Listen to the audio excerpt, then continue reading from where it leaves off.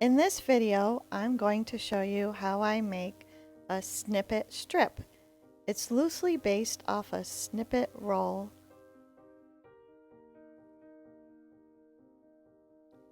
The first thing I usually do is prepare the 1-inch squares. I use the scraps from the junk journal pages I'm making for this journal.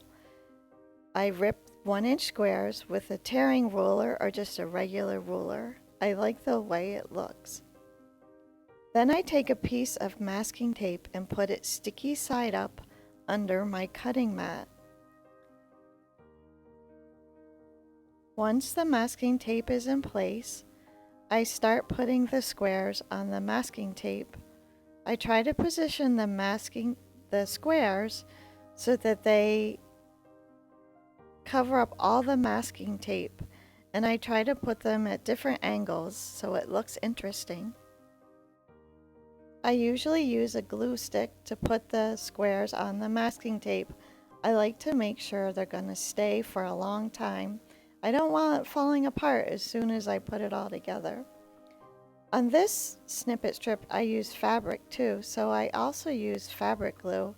I know it seems kind of like overkill, but that's just like how I like to do it. So I keep working all the way down the piece of the masking tape until it is completely covered. If you watch this video to the very end, you will see a blooper of when I started this project. It's pretty funny.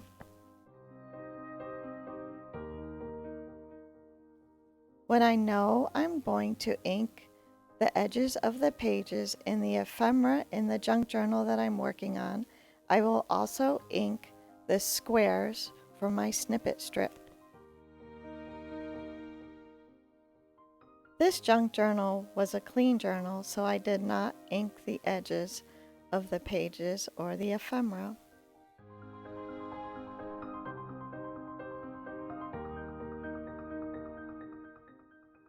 At this point, I decide I have plenty of squares left, and I'm going to make a second snippet strip.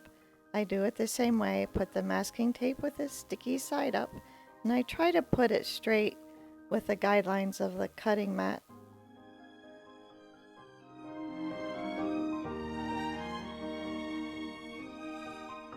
I work my way down the second piece of masking tape.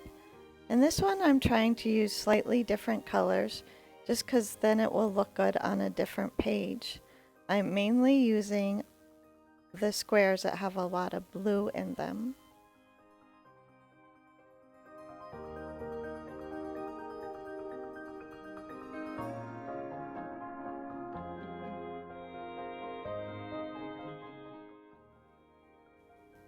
I keep working my way down the masking tape. I realized that some of my squares I ripped too small, so I ripped some new squares. I use the guidelines of the cutting mat to make 1-inch squares. These ones I decide to make just a little bit over 1 inch. I think I'll get more coverage on my masking tape this way.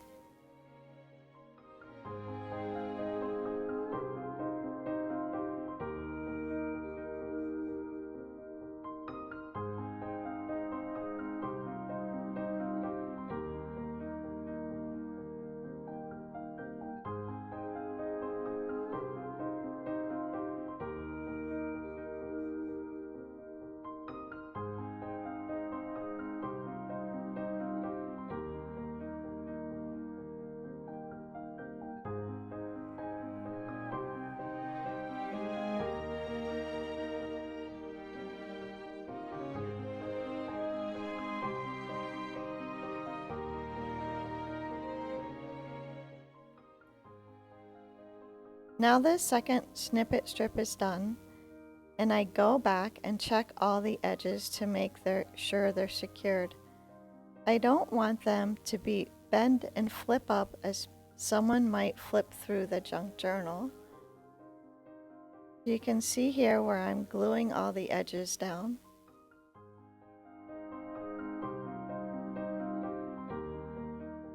All the edges are secured.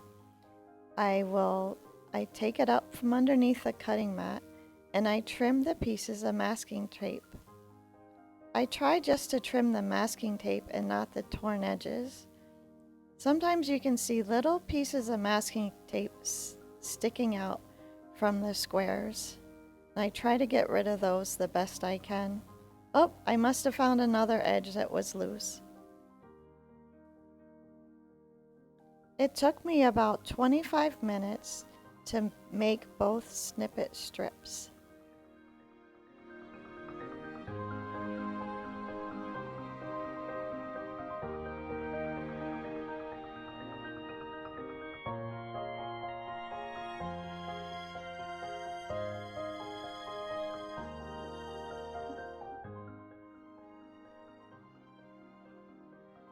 Once I am satisfied that all the edges are glued down and the masking tape is trimmed off, I will let these dry for several hours before I take them to my sewing machine to sew a line of stitching down the middle.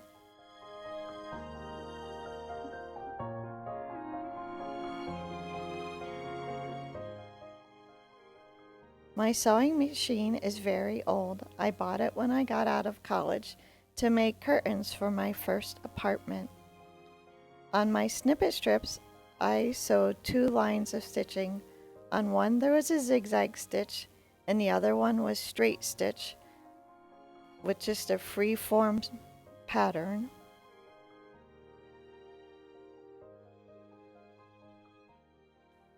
Here is the final results and how I used it in my most recent junk journal.